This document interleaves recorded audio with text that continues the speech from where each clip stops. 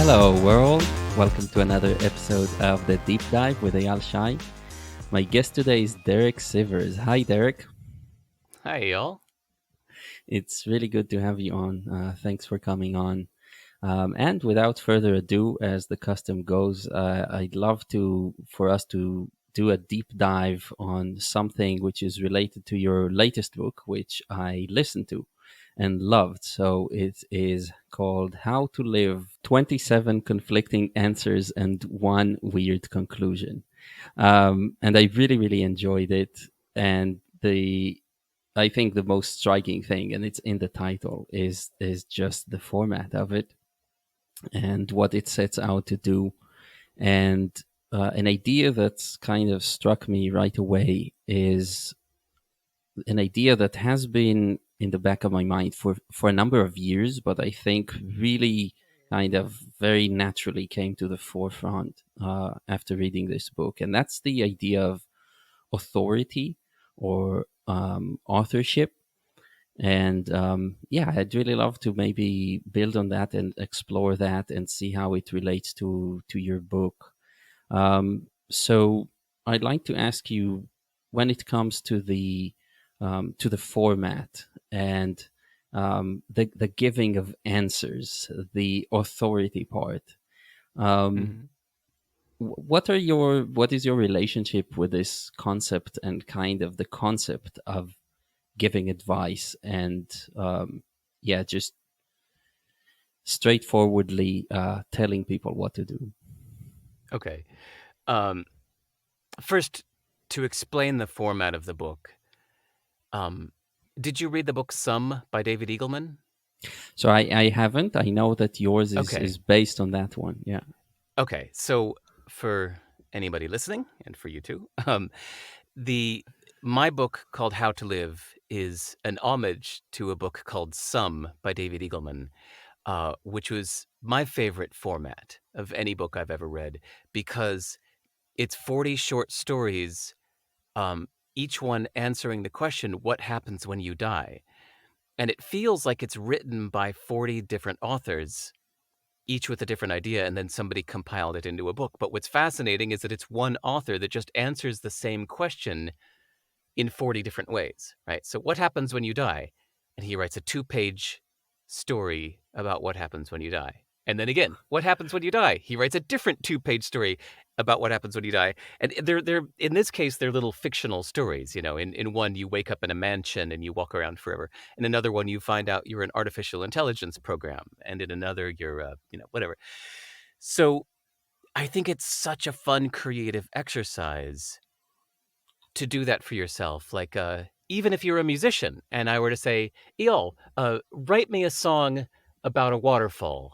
And you'd write it, and I'd say, okay, now write a different song about a waterfall. And you'd write a second one. I'd say, okay, now write a different song about a waterfall. Can you imagine doing that 40 times?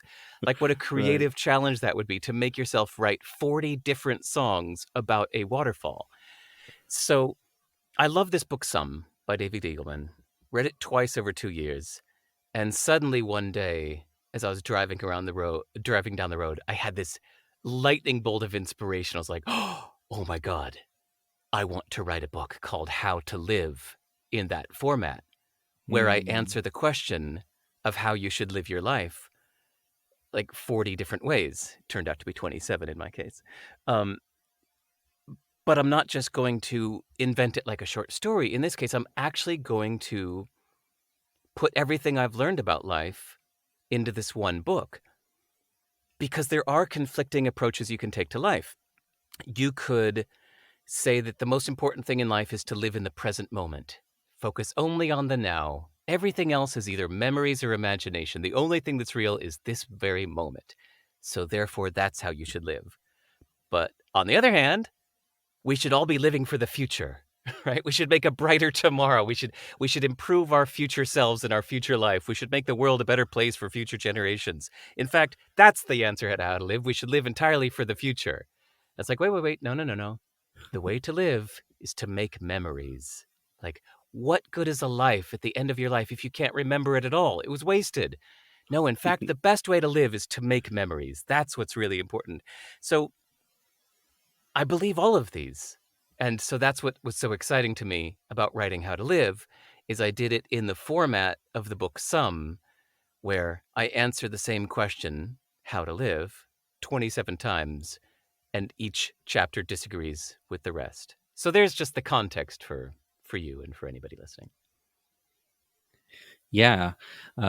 Yeah. So this is the thing that's striking about it, is that taking each one of these in isolation, it's very well written rhetorically, and I think that it made me think about the human tendency of looking for authority figures to kind of Mm, tell us what to do, and yes. also because they are so extreme and they have like a very narrow focus in each chapter, right? It's also something about how these authority figures, the people who um, are willing to step into the shoes of an authority figure, I think they also take advantage of the fact that as humans we really want that strong emphasis on like only, it's like this is the one thing, right? Yes. And I just love how this is. Yeah, basically, this whole project of doing something that's rhetorically impressive and persuasive, you're at the same time like undermining it very much Yes. by Yes. by doing it 27 different times. So I really wanted to ask you, yeah, what for you, what is the lesson to be taken from the fact that there are conflicting things in there? I love that you brought this up. So when I got your email before we spoke today, um, part of the reason I wanted to come have this conversation with you is you're the first person to ever say this idea of undermining the authority. But I love that you said this because part of the let me back up. We've all seen books that have one strong opinion on how you should be running your life or how you should be running a business or what approach you should be taking to love and relationships. And basically every book or guru out there acts like they've got the answer. Like, no, no, this is it. This is how you should be running your business. You should value this and that. You should approach this exactly like that. This is it. This is how you should do it. My thesis, my conclusion, and therefore I am right, and this is what you should do. But then we can go read a different book that's also a bestseller, that also lots of thousands of people have said that they uh, love and has helped him. And you read that one, and it completely disagrees with the other book, right? So we're all used to that. And to me, it was just so fun, this idea of doing it in one book. Like each little chapter, which is only a few pages, disagrees with every other chapter.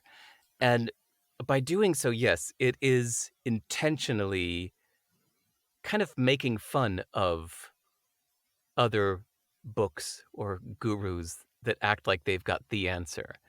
Because it's also pointing out that there is no one answer, just like there's not just one instrument in an orchestra, um, which is I'm giving away a bit of the ending. I'm spoiling it a bit, but yeah, at the end of the book, there is a picture of an orchestra, and that's why it's a reminder that you don't ask the composer what is the correct instrument of the orchestra, which one is Mm, right.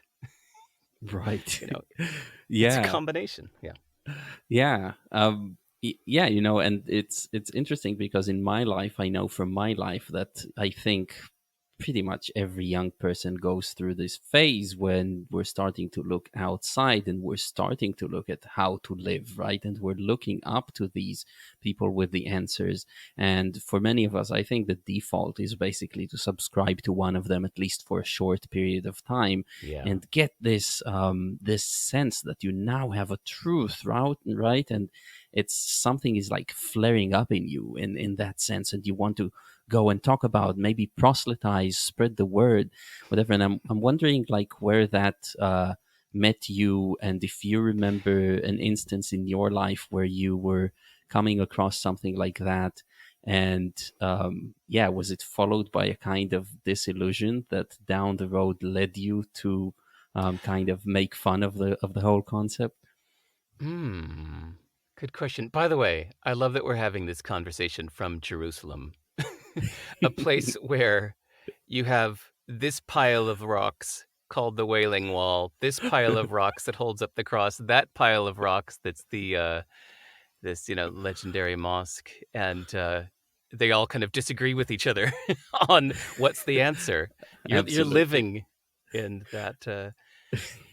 Yes. Um, so yeah, it's related to religion, isn't it? This idea, this comforting idea that you've found the answer, right? Hmm. That this is it. I'm just going to believe this. Those others are wrong.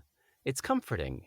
It gives us a sense of security. It's a human need, isn't it, to have this sense of security and certainty. Um, we like that feeling. We don't want to feel that the rug has been yanked out from under us, that actually we can't trust or believe anything. That's a scary idea for a lot of people, or a scary feeling. We don't like that. So even then, like if, what do you do if somebody pulls the rug out from under you? Your hands reach around for something to grab onto. We want to steady ourselves, We don't enjoy toppling over. So, sorry, your real question is, did I in my past have something that I really subscribed to? Yeah, but I think I've always enjoyed changing. Um, Mm.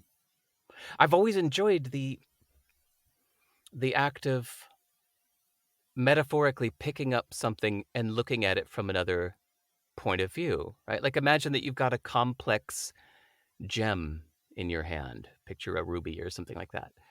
It's one thing to look at it, but of course the first thing you do is you turn it over and you turn it around and you look at it from different points of view. Like that's how you get to know it, is by looking at it, like lifting it up and turning it around, shining the light through it, and then holding it down. Uh, and I think it's like that with life. It's you need to see it from different perspectives to understand it. And that's one of the best things, is to see different perspectives.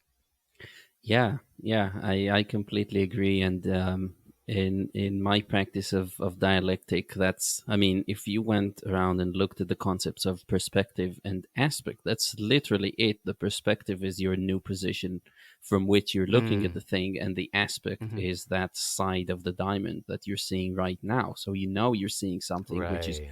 truly part of the thing, but not the whole thing, right? So you want to go at it like 360 degrees and in three dimensions, to uncover as much as possible from the truth. And then, if you've done it enough times, you have a good grasp of what something is. Otherwise, it's fleeting too. Even if you've seen an aspect and let go of it, you forget, right? Which would be a good case to tell people to read your book multiple times if possible, because I think something needs to stick, and we have to practice um, for it to happen.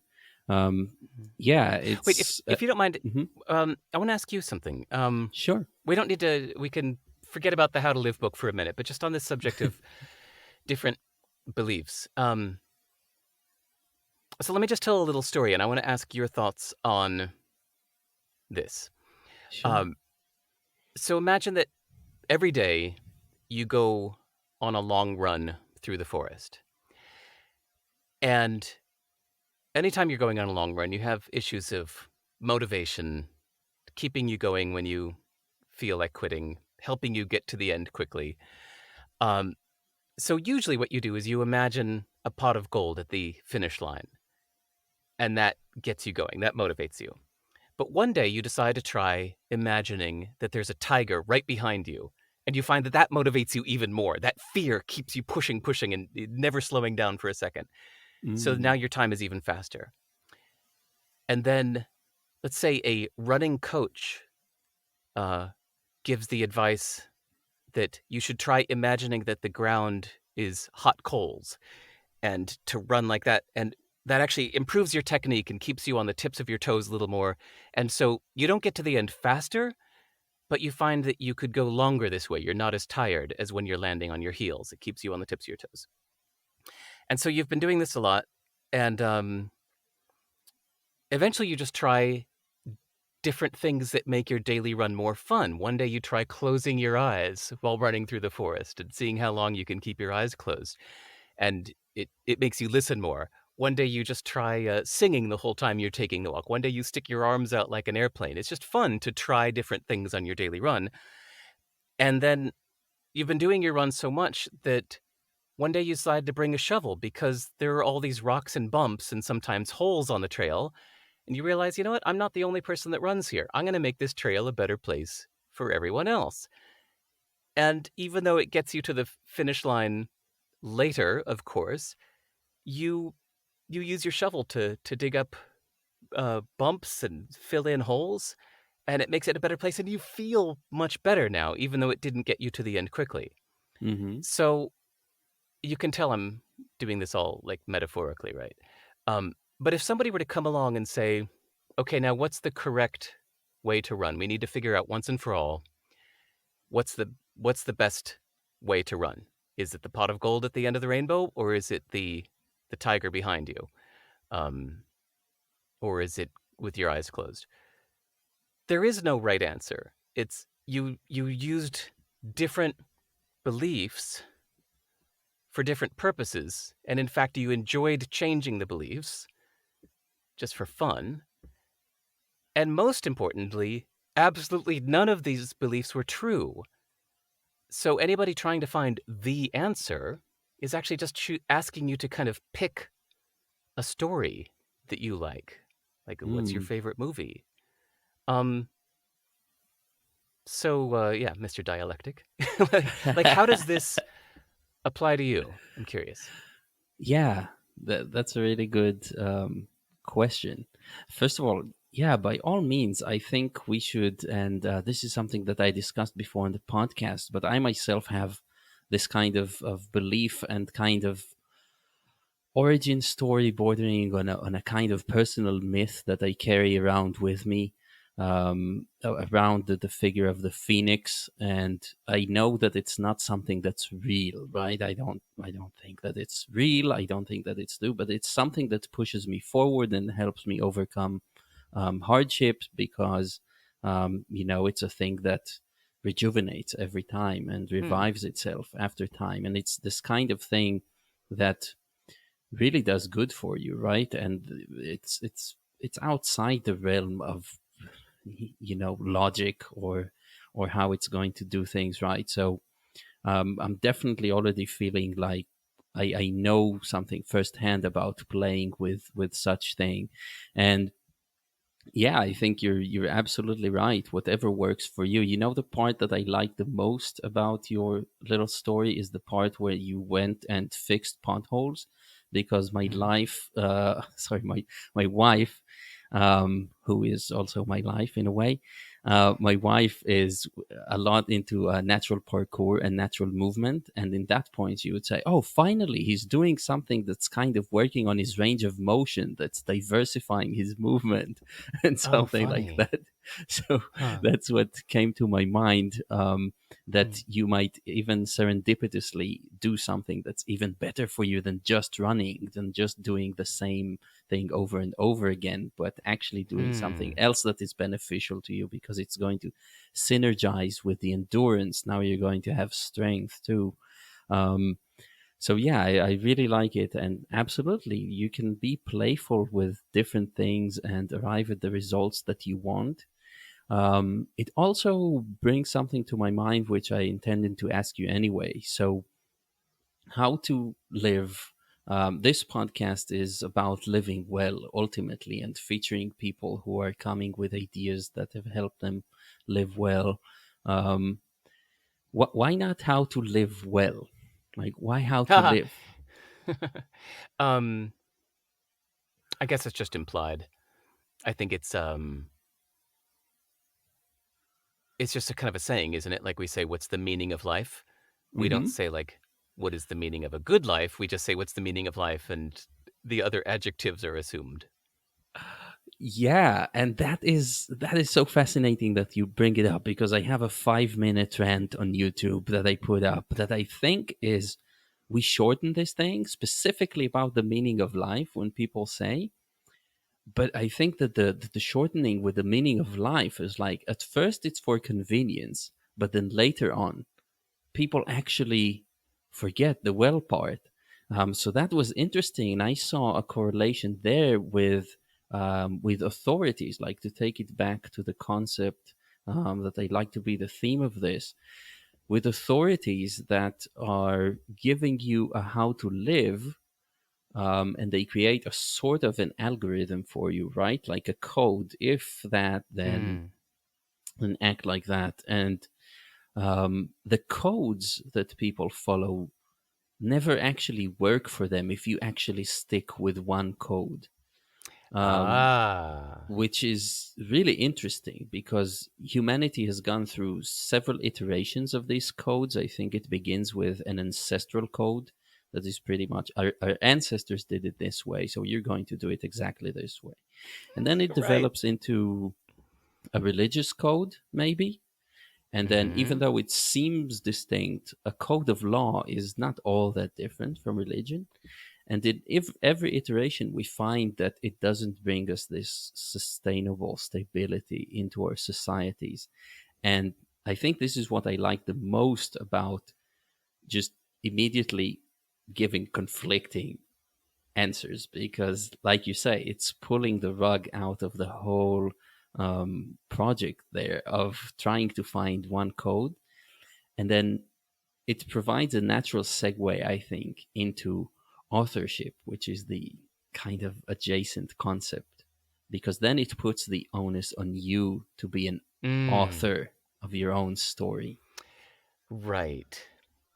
Like, there's a thing in fiction called the unreliable narrator, which is when you're taking in a story. It could be a movie or whatever. In fact, I'll use movie examples. You're taking in a story, and it seems at first like the person telling the story is giving you the real story. And every now and then, some movies play with this, and it turns out that you can't really trust what they're showing you, right? So there's let's say the movie Forrest Gump. Forrest Gump is very naive, and so he tells the story understanding from his limited point of view what he understood to be true. But then the screen shows you a different perspective that's like, oh, that's not what was really happening. Forrest just didn't understand. And eventually you learn, Mm, like, okay, I'm going to hear the story as told by Forrest Gump, but I can't really believe everything he's saying. The movie Memento was not super popular, but is a brilliant example of this because it's a story of somebody with really bad memory loss. And then it's his movie. He's the one telling the movie. So all we ever see are short little 2 minute snippets. And in fact, the whole movie's played backwards through these 2 minute snippets that go backwards in time. Um, so we learn that we can't trust what we're being shown. And I think the most popular, well, the other most popular example of this is Pulp Fiction, where in that case, this is maybe more like my How to Live book. Pulp Fiction was shown in scenes that only show you one perspective at a time. So first we just see the perspective from the hitman, in a certain scene. And then mm, later in the movie, they'll show you that same scene, but from the perspective of the guy hiding in the closet. And so we know that we're only being shown one perspective at a time, and the other one will come later to give you a bigger idea of what's happening. So with each of these, yeah, the unreliable narrator is fascinating for the viewer because, yes, we at first want to just buy into the story and believe what we're watching, and eventually you learn, like, oh, hold on, I'm just going to have to suspend judgment because there's more to the story. yeah, yeah, exactly. So I'm wondering, like, in your life, if that's the default, to be kind of suspicious about perspectives, right? And I think we should correctly be suspicious of our own perspective sometimes, because we Ooh, can yeah. be Oh, biased, yes. right? So I mean, Yes. I where love does that you that brought this meet up. you? Well, I mean, first, yeah, okay, we'll do others, then we'll do ourselves. That, yeah, you asked this question earlier about, like, have I ever been have I ever subscribed completely to a point of view and then changed my mind or lost uh, uh, belief in it? Um, so yeah, I think any of us who have done that, whether it's in the big, huge, life-changing one, like growing up with one religion and then changing it or letting go of it, or vice versa, or even just a certain methodology. Maybe you subscribe to a certain book that you read and you said, this is the way. And you did it for a while until you found out it wasn't. Some people get disillusioned by just finding out more about the author. There's a really legendary book called Think and Grow Rich by Napoleon Hill, Hmm. and massive million bestseller. And Napoleon Hill talked about how, Gandhi ordered 6,000 copies of his books for his followers. And he talked about how the book came from his meetings with one of the richest men of all time. Um, and I forget who he said it was. It turns out later, a journalist went back and found out that all of this stuff was just lies. Gandhi Oh my never ordered god. his book. He never met with this legendary billionaire. Like, all of it was lies. And the guy was just basically a salesman selling lies, like whatever he could Right. do to sell a book. And it was all made up. But it's like, even though that's the case, do you now disbelieve everything in that book? Um, to me, the answer is no, is that you should take. That's the point of my story about the running in the forest, is that it doesn't Hmm. matter whether it's true or not. All that matters is whether it works for you. And if a drunk person at a bar gives you some advice, and even if the person giving it is a miserable failure, but it's good advice, and it's like, oh, actually, that's what I needed to hear today. I could use that. Well, then it's good for you. It doesn't matter who gave it to you, and it doesn't matter if it's true or not. And sometimes with these psychology experiments, in Daniel Kahneman's famous book, Thinking Fast and Slow, Hmm. after the book came out and was a big seller, some people tried to repeat some of his tests that he did in that book and couldn't repeat them and found out. And so do we say that's it? The whole book is false now? Just throw out the Mm. whole thing. In fact, just toss it in the fire. It's of no use to us. No, it doesn't matter if it's true or not. What matters is if it's useful to you. So it's not true that there's a tiger behind your tail, but if that believing that makes you run faster, then that's useful to you. Uh, so no, I already had a huge chunk of what do you call it? Take it with a grain of salt. I don't know where that Hmm. saying comes from. Whenever I would hear anybody say, this is the way, whether it's a religion or if it's a book or whatever, anybody who says this is the way, I think, okay, well, that's a way. Okay, that may be the way for you. It may help you to believe that since it's your book or your religion, but for me, it's a way. Um, so I already had that. I'm sorry. I think there was a second part to your question. I've forgotten. No, I think that's yeah, that answers it. I think in a very real way. I mean, for me, I have to confess that I have this moment stuck in my head where I'm 18 or something, at the height of my reading Buddhism, and talking to Mm-hmm. my then 33-year-old sister and telling her, no, no, you don't understand. I'm going to be just like Buddha. Like, I took it so seriously. I'm going to be Yeah. completely enlightened very soon, actually. you know. And then I remember getting to be 33 and thinking, it was like, Mm. oh, I'm now the age um, in which my sister told me that it's going to pass. And I was like, no, Wow. you know.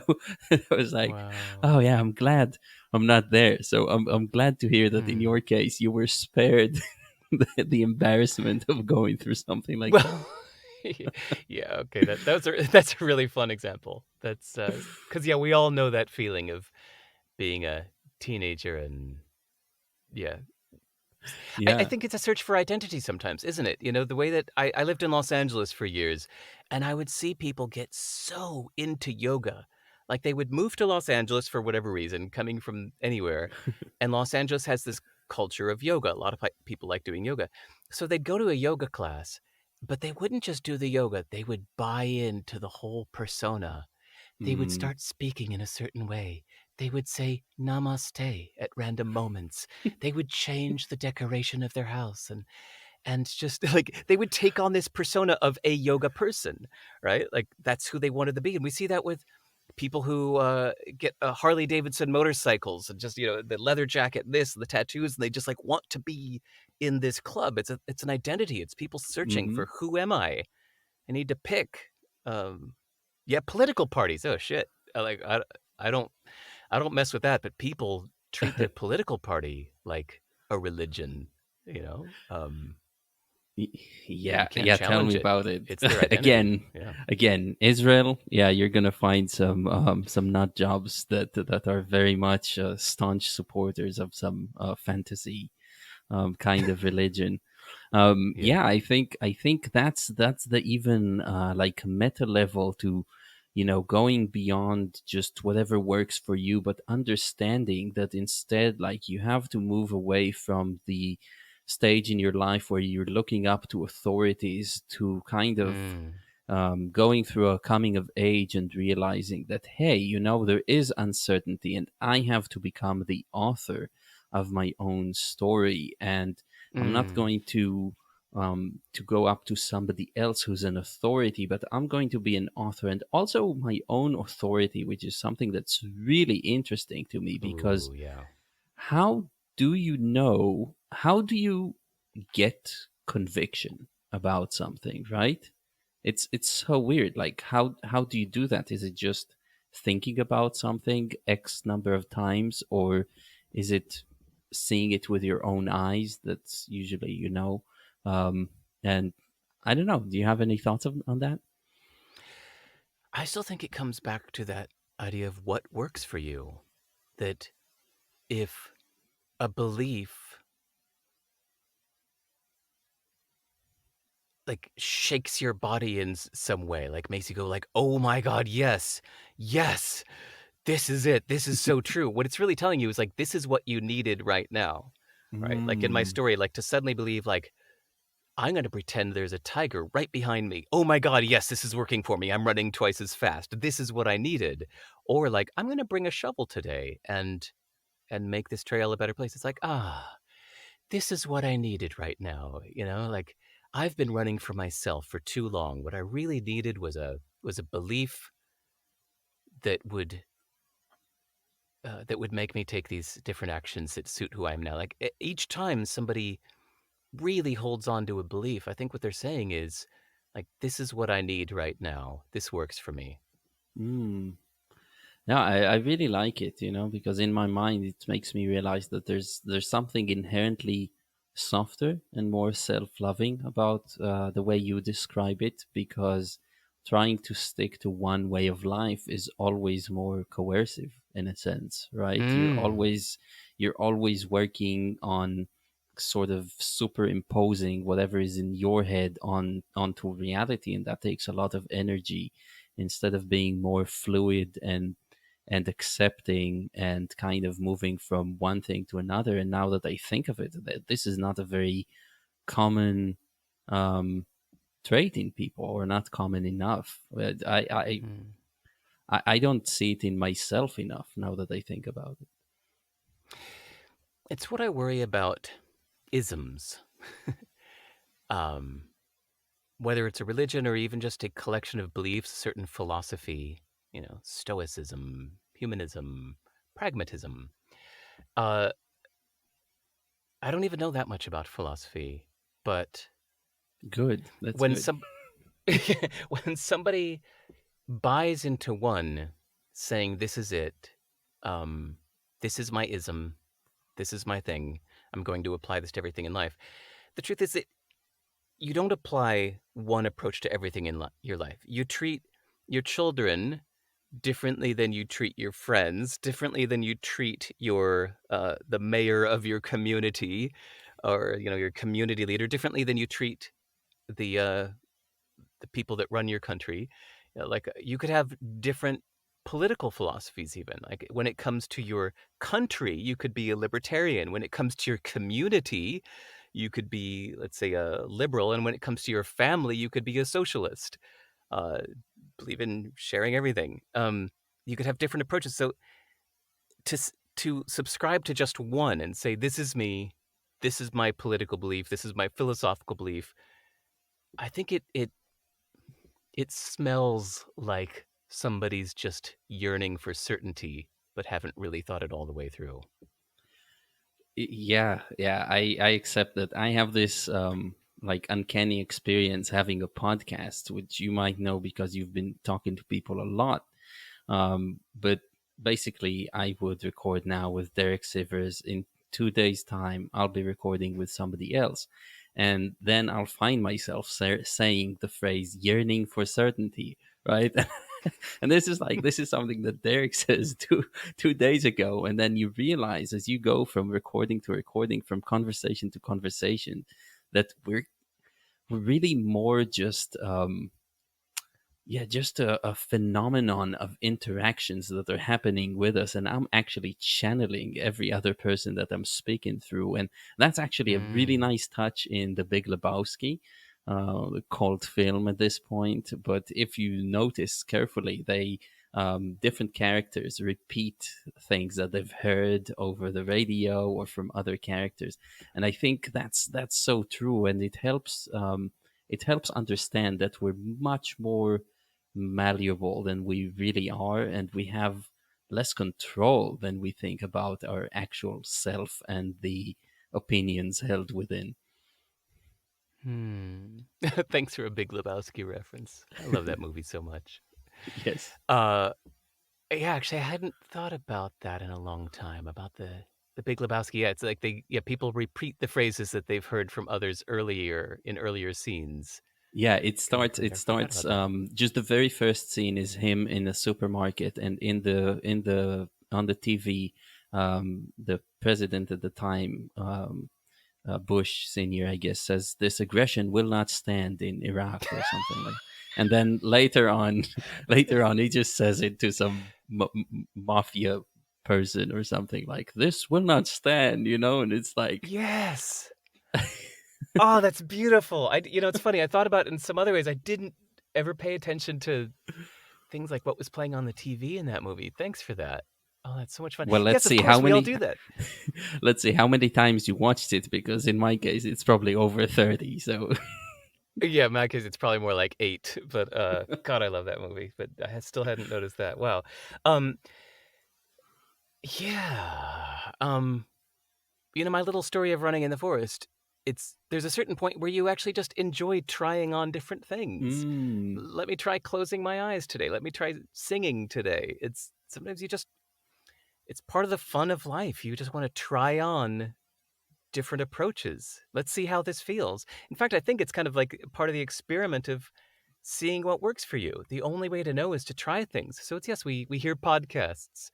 We listen to an interview with somebody's listening to this interview today in the future, and they'll be thinking about something we said tonight, and they'll try it on in some way. They'll like right. say it in front of their family, or say it to a friend the next day, or they'll try a different approach the next day, and then they'll listen to your next week's podcast and do the same. And that's the fun of life, is trying these things on, and then the parts that stick to you kind of become your personality in a way. Your personality, who you are, is the culmination of 1,000 little choices of what you chose to adopt and keep. Yeah, yeah, absolutely. I mean, I make the point often in conversations that morality. We get the word morality, and it's so loaded for us because it's about good and evil, and what's Hmm. right, what's wrong.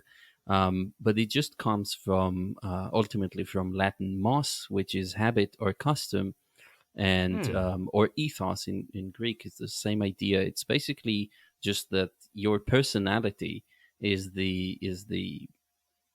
all your habits together, right? And there's really even a person who's um, supposedly immoral, it just has a different morality, a different set of habits, and tweaking with those is it's very important that we're going to be playful about these things, as you say. And I think that's the hardest part for us, and maybe there's something to ponder, is like, why is it so hard for us usually to be playful about these things? Why do we kind of clutch and cling onto a certain um, image or self instead of being playful with that.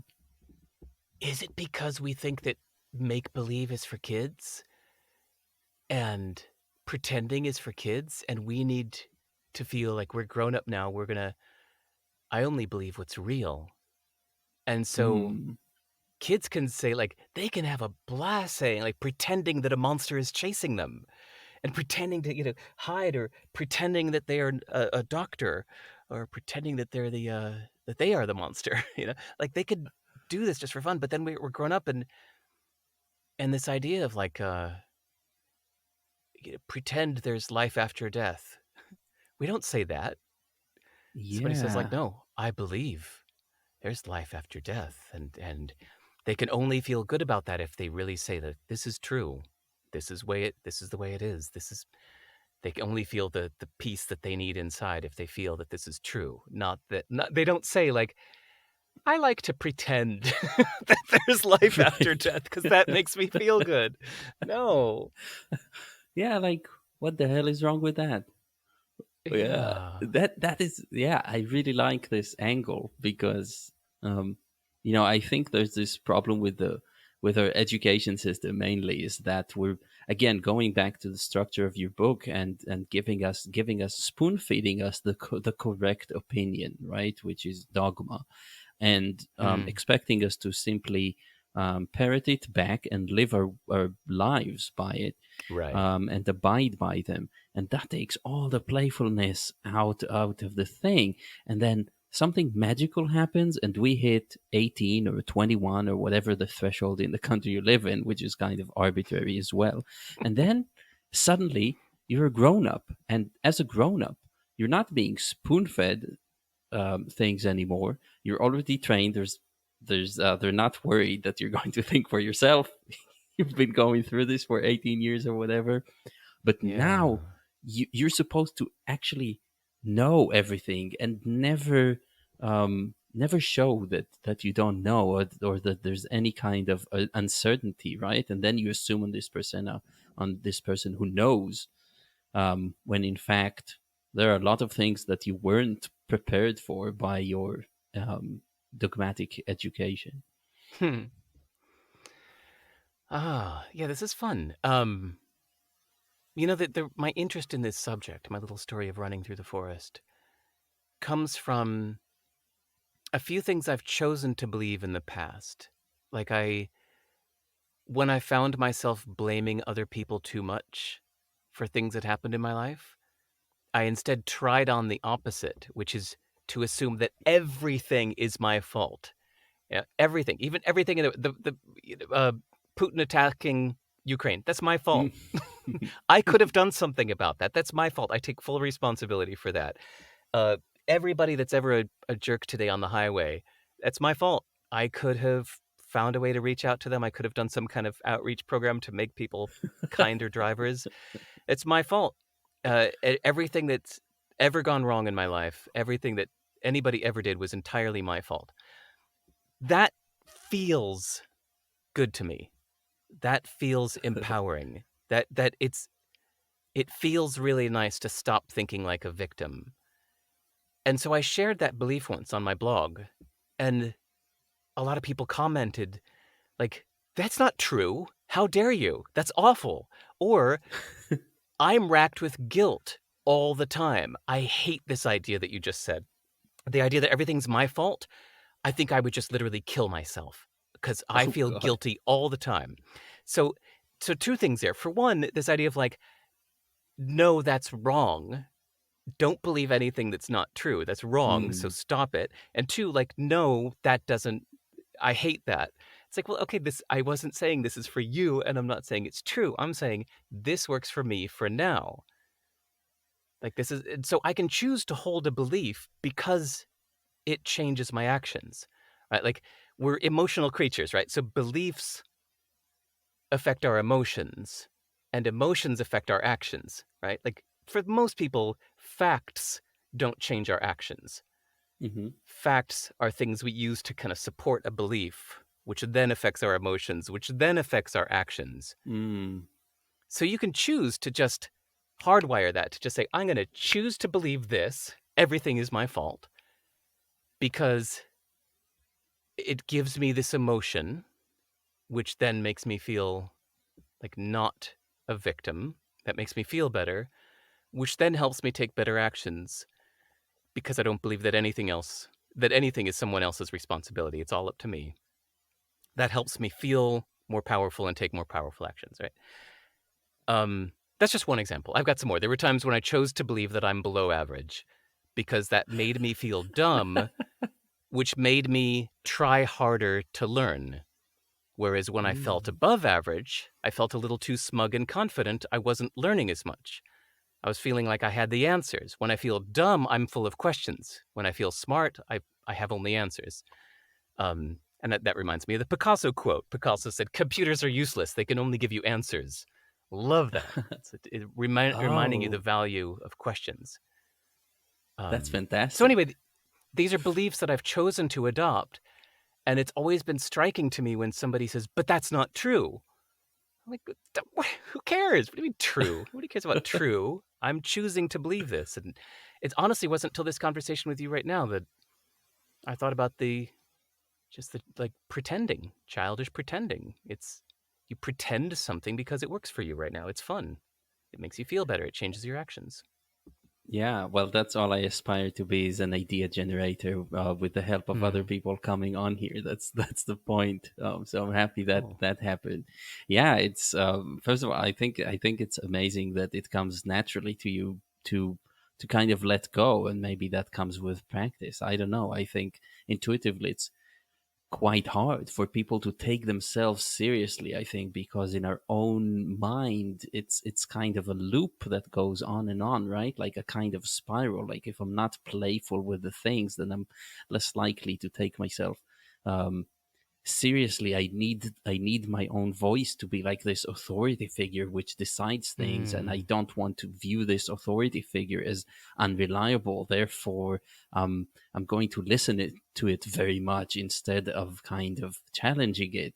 um, in a way. And it reminds me of an episode from my life where I was about to turn 20 probably, and coming out of a long while where I was pretty depressed. And it felt almost strange because a number of books that I had read and a number of kind of internal processes that I was going through led me to a point where I just kind of got into this mode of fake it till you make it. And I was like, I'm happy.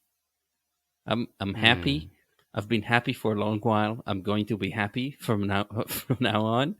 Um, mm-hmm, totally worked. Couldn't tell you how. Couldn't explain. mm-hmm. But now I'm thinking, there's no physical law of nature that stops us from waking up somebody different in the morning.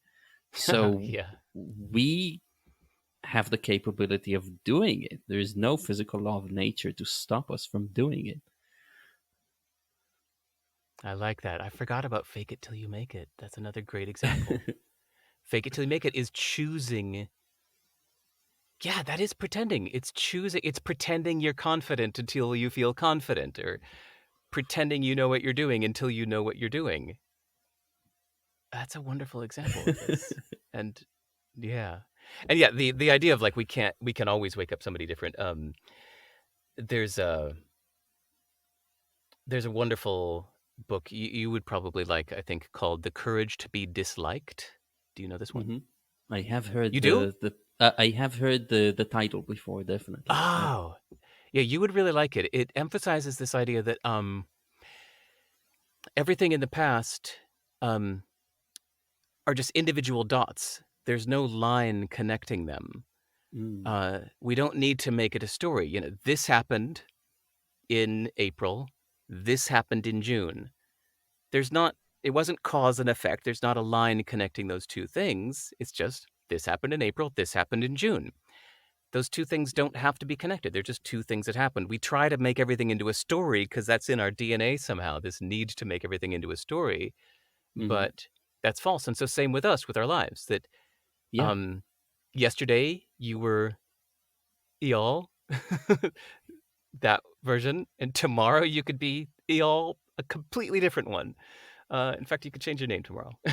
So just the fact that you had these preferences and habits yesterday doesn't mean you'll have them tomorrow. It's a wonderful reminder. Yeah, and I think it ties back to being playful and creative in kind of, and you mentioned stories. So again, I think the concept of authorship comes up when you take charge, when you are able to write your story and be creative with it, because ultimately your ability to play different parts and to have a large repertoire of emotions, of possible actions, when you're less predictable, not just to others, but also to yourself, means that in context, in real time, you have a larger repertoire of actions to choose from, and it's not going to be completely weird to you. So you can be Mm. mentally nimble, right? And that brings resilience, that brings fittingness, and that brings ultimately much better flow. Hmm. Yeah. Yeah. Um, in in terms of yeah, I wonder if the idea of like authoring your own life kind of resonates with you in different junctions where you felt like, because I know I've heard you on other podcasts saying that it really matters to you. Some things really matter to you, and you're going to do them um, your way. And I was interested in like Uh-huh. kind of looking into that and thinking about how this came about, kind of taking control of how things are, and not Hmm. just going with the flow that is maybe the norm. Ah, yeah. Oh, yeah. Wow, that's changing gears. Sorry, we've been kind of talking on one subject for most of this conversation, which has been really fun. So, yeah, to change gears,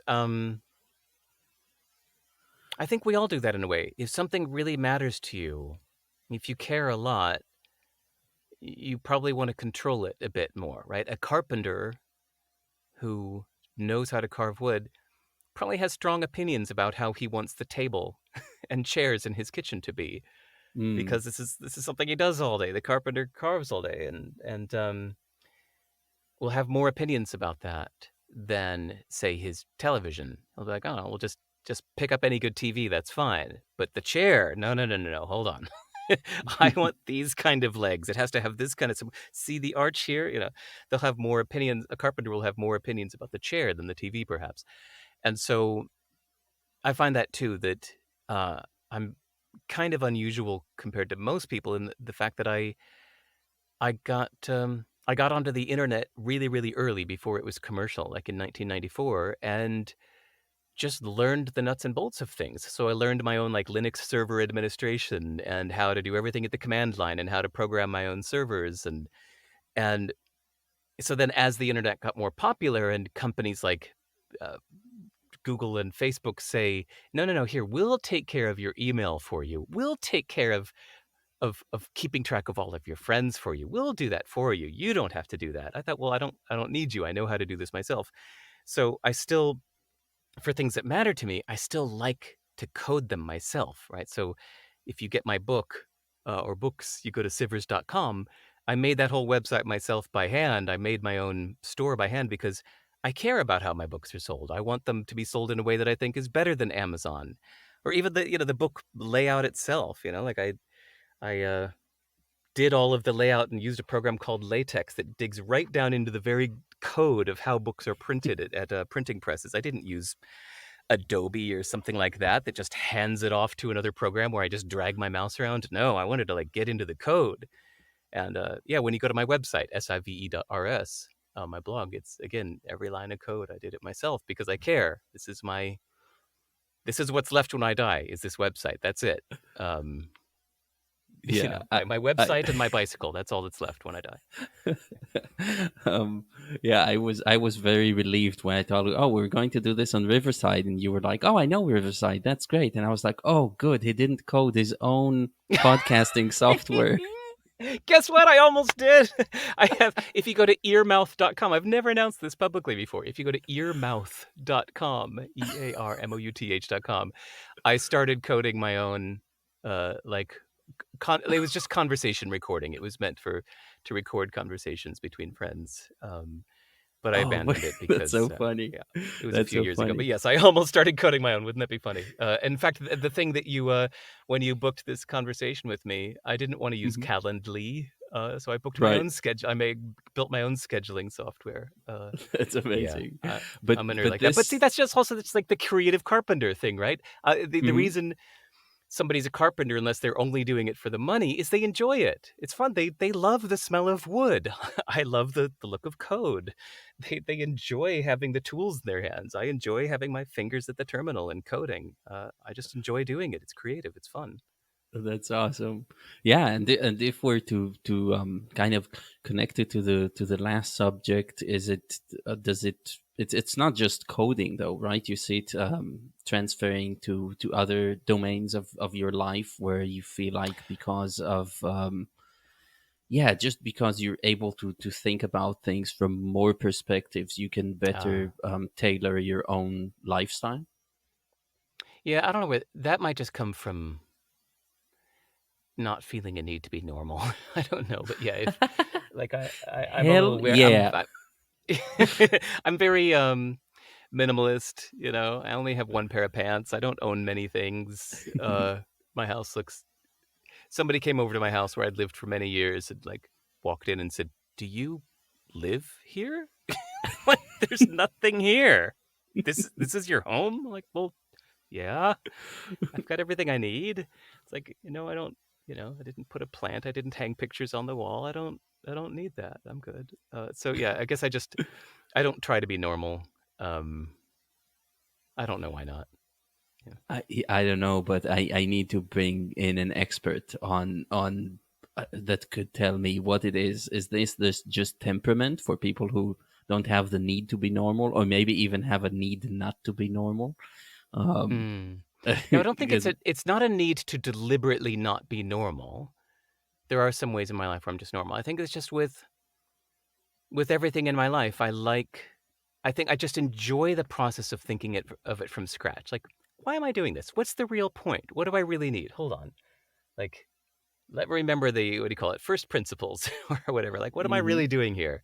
And so I go back from scratch and I'll just put a few hours in my diary of thinking about this. Like, well, if what I really need is da, da, da, da, then what's the most effective, efficient, direct way to get it? Well, then I would just do this. Okay, but do I need all these other steps that people do?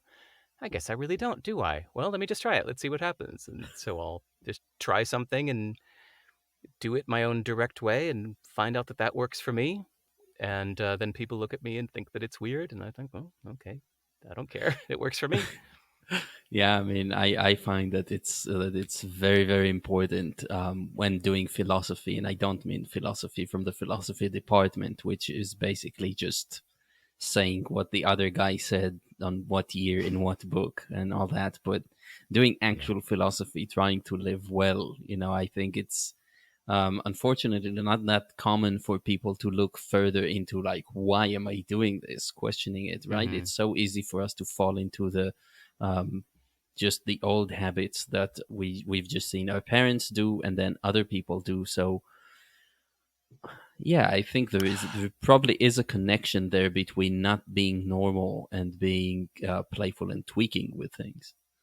Yeah. I think Tim Ferriss does it really well. I think that's what people really loved about his first book for the 4 Hour Work Week is that it proposed a bunch of radically unusual ideas that were all just kind of thought of from scratch for the effectiveness. Like, well, what I really want is 10 good clients, not 90 bad ones and 10 good ones. So I'll just get rid of the other 90. It's like, oh, you did what? You got rid of 90 clients to keep only 10? Or, I'm going to just fit everything that needs to be done for the week into 4 hours. That was the whole gist of the title, right? Hmm. Um, and it's funny. So Tim is a friend, and like a few weeks ago, I was asking him about conversations with friends. If he ever had trouble because he's so famous, um, when he has a conversation with a friend, does he ever have trouble with people not pushing back at him and just kind of going, "Ha ha ha, Tim, you're right." And he said, "You know what I do when I really want pushback on my ideas?" He said, I hire a journalist and I hire a lawyer because that's their job, is to push back on what they hear. He said, I'll actually sometimes hire a journalist and a lawyer and book them for an hour each and I bounce ideas off of them because I know they're going to push back and disagree with everything I say. I'm like, oh my God, that's really smart. Just like Whoa. instead of trying to find friends that will push back, you just find two people that do that for a job and just pay somebody to Hopefully, have that conversation hopefully, with you. hopefully, you can still push back for him because it's genius. But they also have to be very intelligent lawyers and stuff, like people who Mm, actually come up with good ideas. But right. Or at least just it challenge makes your me own. Yeah. yeah, no, it's fascinating for me to hear what famous people have to do differently because of the Mm, circumstances they live in. It sounds right. so out there right now. Yeah. Yeah, it's for me, like, just recently I've just gone on this I'm actually making one of these transitions and trying to act a little differently, being playful with things because I really want to push this podcast forward. And so I've been finding myself actually doing these little games with myself, and it's actually really hard. And I'm definitely going to now think more about from first principles about how to be effective about these things, because this Mm, is you want to find solutions that not just to not do the usual thing, right? But I think that also working with limitations that you know about yourself.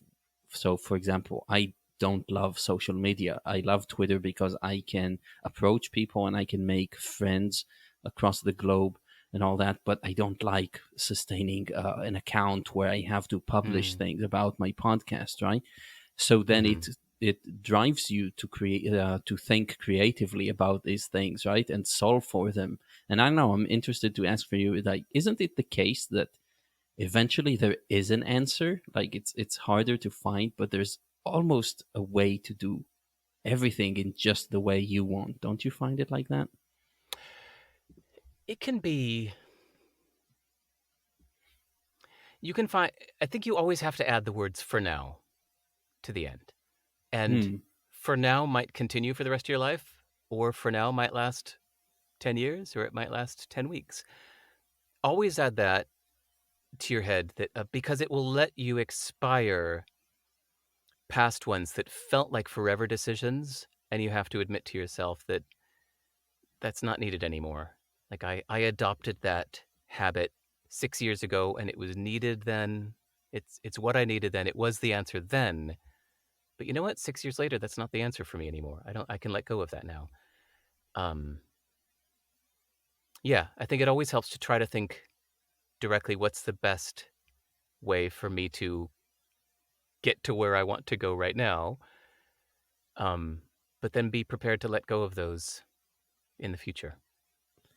Yeah, and so would you say that it's for that matter, like, it would probably go to shop around for opinions from people who are other creative thinkers, I guess. Now I'm imagining Oh, like from having anywhere. this. Yeah. I mean, they don't even All have to right. be particularly brilliant creative thinkers. Like I said earlier about, like, you can Oh, get the great drunk at the wisdom bar. from Yeah. a drunk at the bar. Yeah. You can get it from anywhere. Find it really useful to actually scramble up and read books and listen to podcasts or whatever by people that you wouldn't ordinarily listen to. Um, I like right now, one little example is Jordan Peterson. I think a lot of people are opposed to him because he's kind of like put himself into a political camp. But I wasn't even aware of that. I just heard that there's this book called 12 Rules, and I read it knowing nothing about him. I was like, wow, this is really brilliant. There are a lot of really interesting ideas in here. It doesn't Hmm. mean that I'm going to now subscribe to everything else he believes in life, but just take the book for what it is. There's some great ideas in there, but it's coming from the source of somebody that I uh, ordinarily wouldn't have tuned into if I was just staying in my social circles. Um, and I like doing that with The book that I mentioned earlier, The Courage to be Disliked, that was a Japanese author channeling an Austrian psychologist that was a contemporary of Freud. So you get like Hmm. a very different perspective uh, from a book like that. But yeah, it's really useful to scramble up your inputs, to hear different points of view, and then even deliberately think metaphorically. It can be really good for you to say, like, read a book on, I don't know, physics or the history of emu farming or something like that that's out of your realm, and think metaphorically about how this might apply to your life. You might pick up some really useful philosophies from an emu farmer that you never would have considered because the people in your usual echo chamber don't say these things.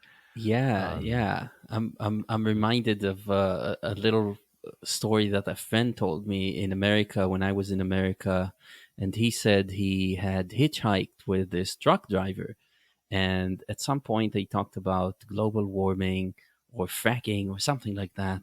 And the mhm, truck driver just told him, like, what are you getting out of the soil there? It's oil, right? What does oil do in my truck? It lubricates, right? So it doesn't heat up. So it's like, oh, so what do you think is happening underground when this oil is taken out? And my friend was like, yeah, I have no idea if this is true, but I really like this guy's thinking. uh-huh, It's making the uh-huh, connection and creating some sort of interesting new idea there. And yeah, it's interesting for me now because I'm thinking, like, we've been talking about authority figures and how the people who want to give you their opinion and they become maybe very good at that, like gurus and leaders. But it's also an interesting experiment to maybe go out on the street and just ask the cab driver and the butcher and just all these people. It was like, mm, hey, you know what? I have a podcast. I want to grow it. I want to grow it so bad. It's like, how would you do it? And it's like, sure, mm. most of them will say, I don't know, but maybe one of them will be this amazing authority all of a sudden that will give you the million Okay, dollar idea. all right, Eyal, let's use that as an example. So this is listeners will have their own version of that, but you just asked an interesting question, which is like, yeah, asking a cab driver, how can I grow my podcast? But I think what I'd put back to you is like, why do you want to grow your podcast? Like, what's the real point? Like, what's the real point of growing your podcast? Um, Going back 20 minutes, this is what Tim Ferriss said he always likes about his conversations with me is I'm always doing to this to him. Like, he's around a lot of Hmm. people that are very rich and he's talking about like how to make more money with his investments. And I'm always like, why do you want more money? Right. Like, for what? What's the point of that? What would you do with that? Is there something you can't afford right now? What's the real point? And so, because I've thought about this too, like selling more books, right? In my case, I'm like, sometimes I'll catch myself wondering how to sell more books. Then I stop and I'm like, wait, why do I want to sell more books? To reach more people. Why do I want to reach more people? So I can feel more famous? Like, do I want that? Have I enjoyed feeling more famous in the past? No. Why do I think I want more of that? Um, what really matters? And so in that case, like I just recently figured out it matters much more to me to win the respect of 10 people I admire matters more to me than winning the respect of a million people that I don't admire. So I realized that, yeah, even if I suddenly had 1 million more readers tomorrow, that actually wouldn't matter to me at all. In fact, I think it might be a bit of a pain in the butt to have Right. a million people contacting me or just like suddenly would have to put up barriers and assistance in a way that I don't now. But if I write in such a way that I can win the respect of 10 people I admire, that means a lot more to me. And I think believing that or choosing that belief will make me a better writer. I won't be writing for a million. I'll be writing for 10. And I think that'll make me a better writer. So make sure you're questioning your questions. Yeah, yeah, no, I love it. I mean, this is you being a dialectician because we want to have an anchor up there that we're aiming our actions towards, right? Hmm. Just to throw out a bit of dialectic here, but good, the concept of good is a relation. really meaning the fitting. So if I'm doing something, it's good for something, which is good for something, and we want something um, that's always a sure thing that you can aim for. That's actually good, because money can be destructive for some people to have, right? Mm-hmm. They could uh, self-destruct. But yeah, I mean, to answer your question seriously about my podcast, is first of all is because I try to align the benefit of me, of even my guests. It's very important for me that this is a fun podcast to do, and the benefit of listeners who might come on here and get these ideas that they can play with, right, and apply in their lives and see what sticks. um, Mm-hmm. so that's one aspect. Then there's the aspect of actually making a living. And I had imposter syndrome for the longest time, but now that I have 60 something episodes, like, I definitely would like to see what it is. And the third thing is, I think, just this game that I've been playing, running in the forest, where I'm basically saying, it was like, hey, here's Tim Ferriss, like 100 feet in front of me. Let's see if I can catch him. um, Mm. so there's Okay. that too. And curiosity. It's like, sure, I completely believe you that being famous is not great. And I've read Tim Ferriss's blog post on how much it can suck Yeah. being famous. Uh-huh. And I believe that. But I'm also a curious creature. So it's like, I don't want to get that famous. I don't want to be that rich. But Mm-hmm. just to a point where, hey, I've experienced something more. Cool. Good answers. It helps to know why it works for you. I mean, yeah, that's answering why. That's really cool. Yeah. It would be fun, not right now, but like on a deeper dive, a different time An to even deeper dive. Yeah. an even deeper dive, deeper 2.0, to question each one of those things too, because even those you might be kind of confabulating and rationalizing and making up, like, oh, but I want that. But this, I'm just curious. That might not be your real answer, Hmm. because somebody could give you like the movie Total Recall. They could implant a little dream into your brain that would just give you that feeling for one night. In your imagination, you could be super famous for one night in your imagination. It's like, okay, and then would that be enough? Like, there, it satisfied your Mm. curiosity. That's what it would be like. Mm-hmm. So now Mm-hmm. you don't need to add a million True. listeners to your podcast.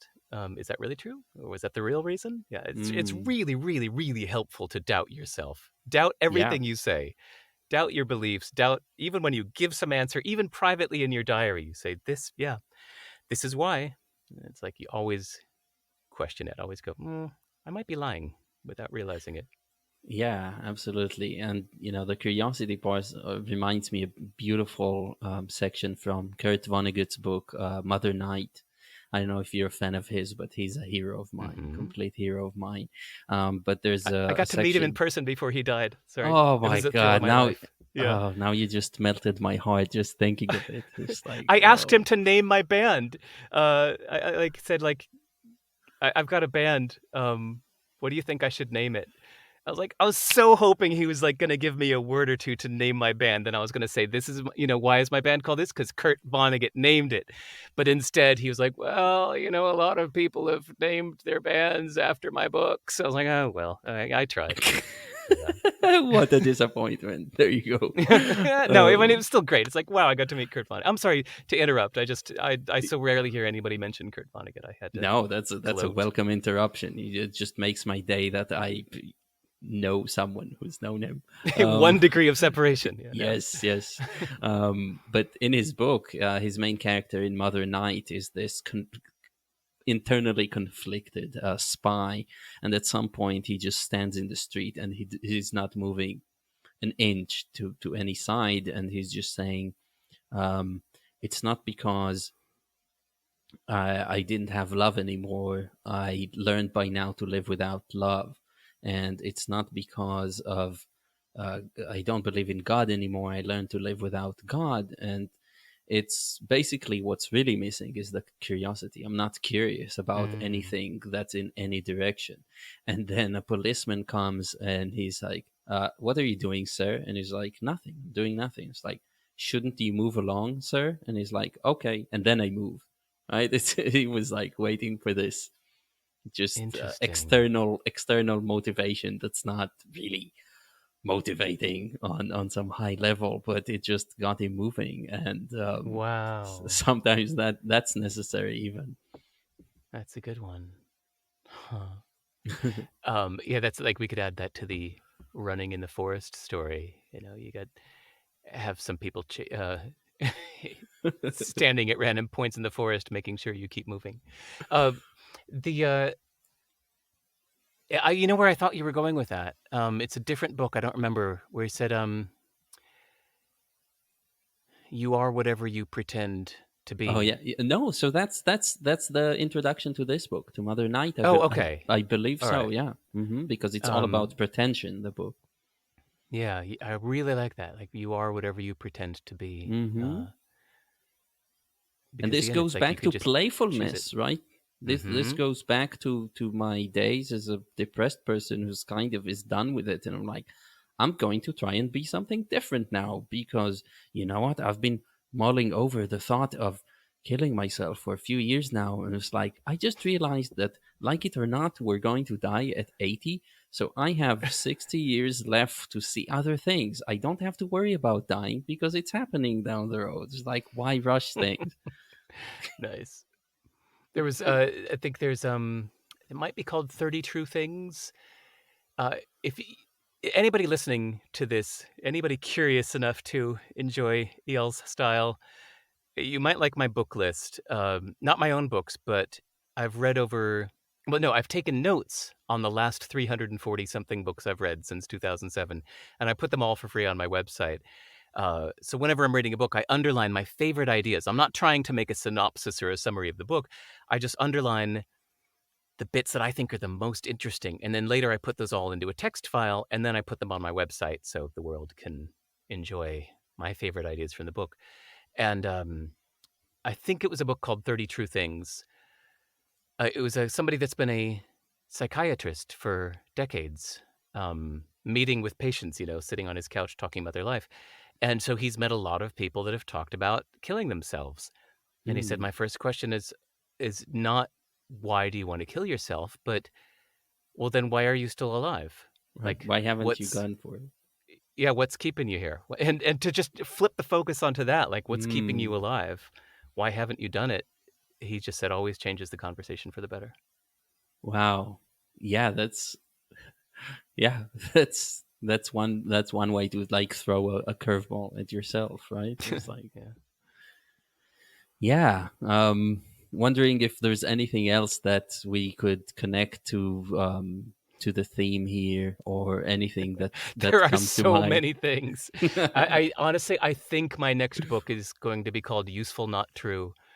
I'm Hmm. fascinated with this subject of choosing your beliefs, not because they're true, but just whether they're useful to you. And this Yeah, whole conversation reminded me of the playful aspect of it.